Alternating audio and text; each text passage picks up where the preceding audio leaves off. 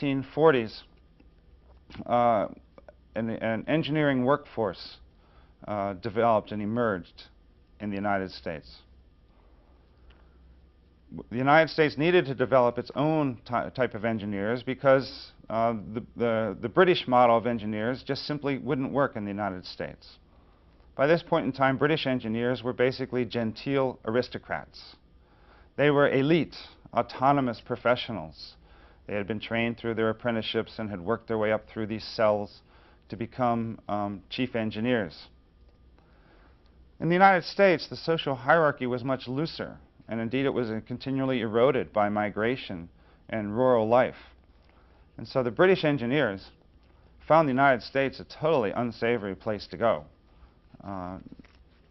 and work, because they were themselves competing for high-class status, and the United States was relatively inappropriate. And indeed, the Americans were not all that interested in visiting British engineers. There were some exceptions. So the United States had developed its own engineering workforce. And the workforce emerged through a couple of different pathways. Following the British model, the United States produced new engineers through a system of apprenticeship and basically on-the-job training. The major source of the new engineers here was through state-funded canal projects. Modeling themselves on canal projects in Europe, the United States formed all sorts of companies for building canals. However, in the United States, the terrain was much more difficult, much less accommodating to canal projects. But by 1800, there were already 75 canal companies in place initiating projects to build canals. By 1830, the United States had 16,000 miles of canals and waterways. One of the most well-known projects was the Middlesex Canal in Connecticut. And indeed, the story of that canal is one of a group of local people with some technical knowledge trying to figure out how to both organize a collective project that needed some sort of management, because no one had experience in large-scale projects.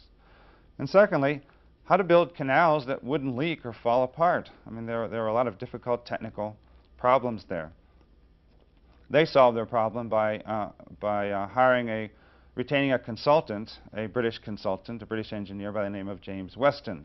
James Weston did travel around the United States and served as a consultant on lots of different projects in the late 18th century and right at the beginning of the 19th century. The key source of new engineers in the United States during the first couple of decades, between the 1810s and 1840s, or a key source, was the Erie Canal project in upstate New York.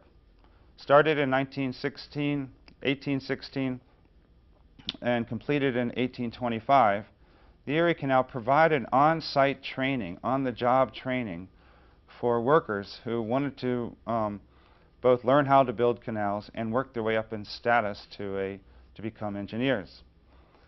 And so there was a sequence or a hierarchy of positions through which the capable workers could move.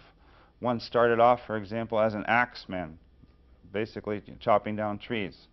Then a campman, organizing, preparing the ground. Followed by movement into surveying activities. One would first be a chainman for measuring distances, carrying the chain. A rodman for holding the rod that's used for measuring heights and distances. And if one was successful in these more elementary jobs, one could move up to become an assistant resident engineer. Resident engineer referring to one part of the canal project, one geographically specific part of the canal project in which one is basically resident. As a successful assistant resident engineer, one could move up to become then a resident engineer who works directly under the chief engineer. The chief engineer then responsible for traveling between various parts of a project, interacting with the resident engineers. The Erie Canal also provides one example of what was a rather common phenomenon, and that is that people trained as surveyors were among those most likely to move into the position of engineer.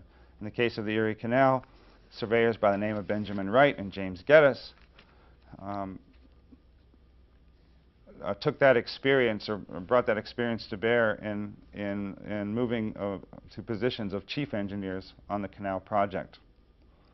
The Erie Canal project between 1816 and 1825 basically doubled the supply of engineers in the entire country, from 27 in 1816 to 54 in 1825.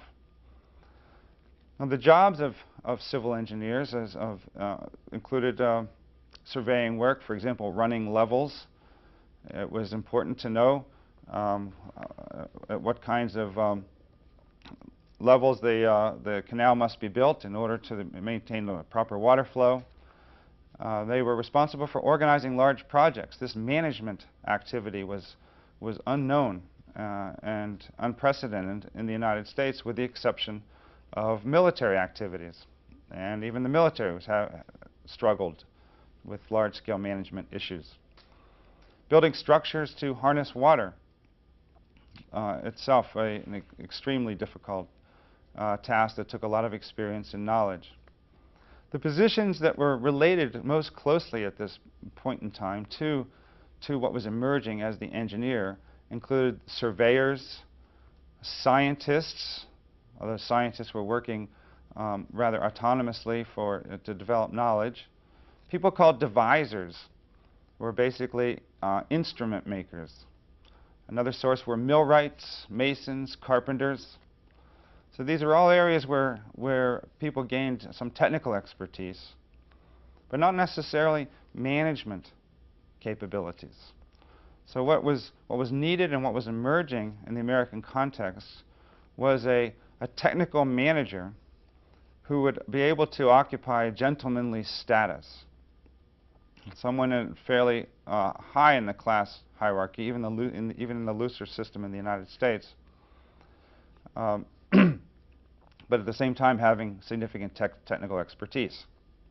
So the canal projects and later on railroad projects provided an important source of civil engineers and civilian engineers in the United States in the first few decades of the 19th century, following then the British model.